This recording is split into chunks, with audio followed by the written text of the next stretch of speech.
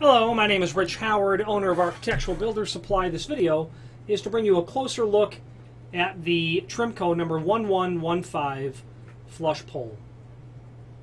This is shown in the 630 or US 32D finish. That means it's all stainless. Well, it means actually it's not only all stainless steel, but it also means that it is in a brushed satin finish. Okay. It's going to include screws, and as you can see, nice oval head screws. That's meant to be, of course, surface mounted. There is a link below this video to a document called Cut Sheet. Let's take a look at that now. That really gives all the important dimensional properties of the item. Doesn't do much beyond that, unfortunately, but no, never mind, really. We'll go through the whole thing right now. Height, that cut sheet says 4 3/4. That is indeed the case. Width, 3.5 inch. Okay, has an overall depth of 15/16 according to the drawing. Let's test that.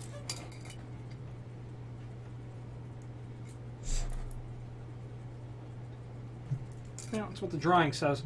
Tape measure shows it to be a bit shy of that, but maybe 7/8. Okay.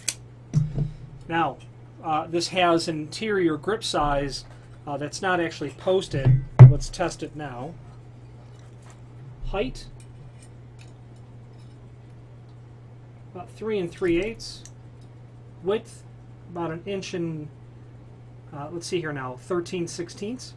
Has a grip depth of about 7/8 of an inch. That really can't be. It is, so our overall depth is going to be, it's going to be accurate. It's only shy on the thickness of the back plate of the material. So you're closer to 15/16 or maybe 13/16 on the inside would be a more accurate way to call that out. Okay, now, available in all of the common finishes, your brass, your bronze, your chromes, satin, polished, oil rubbed bronze. Of course, in stainless you can do polished as well, which would be a 629 finish. Mortising for this, simple and straightforward, absolutely. Depending on how you're going to go about doing it, I'm sure that you're going to, I would expect at least that you'd use a router. Okay, now routing for this would be simple and straightforward. I personally have routed for these countless times, and the way that I would go about routing for it would be making a template so that I could take the router tool and get a very clean, more importantly flat and perfectly rectangular sort of prep, something elegant without chiseling. I suppose if you were going to do one, wouldn't be the end of the world certainly if you didn't own a router or have the desire to make a template. But if you are doing any sort of quantity, a job's worth of these, you would certainly want to make that template and then use a router. The template's obviously going to incorporate the size of the bit, the collet, the whole 9 yards. I would even make the preparation in the template at the proper distance from the edge of the door, so that all you have to do is flush it to the edge of the door, and you might even make it super long, let's say, so you can square it off to the bottom of the door, then to the edge, clamp it down, and then run your router that way, quick and easy. I would probably make my prep a little bit larger so that the amount of rounding I had to do, the amount of squaring that I had to do on the corners was minimal, but that screw hole prep is going to be fairly close, so you don't have a lot of margin there. If I was going to call out a prep, I would certainly start with something that would be not more than 3 5/8.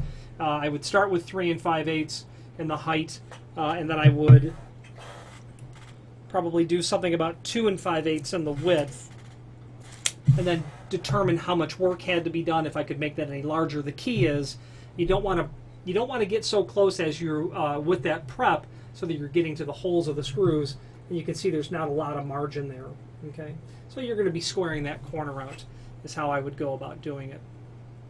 Okay, before you prep any doors, you might want to take an audit of the balance of the job site to see exactly where the lock height is of all doors involved.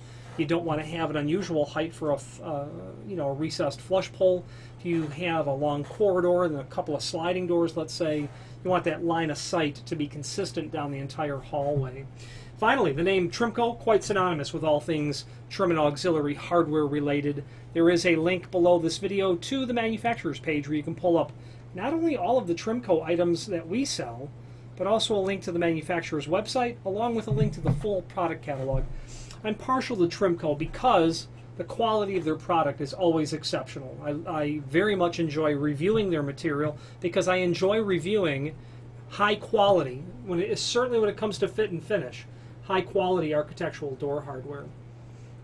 Okay. There's generally a lead time with Trimco. Much of what they sell is made to order, but always their material is well worth the wait. If you have any questions on the Trimco 1115 flush pole in a 32D or 630 stainless steel finish, or any other Trimco product, please feel free to reach out to us. Thank you.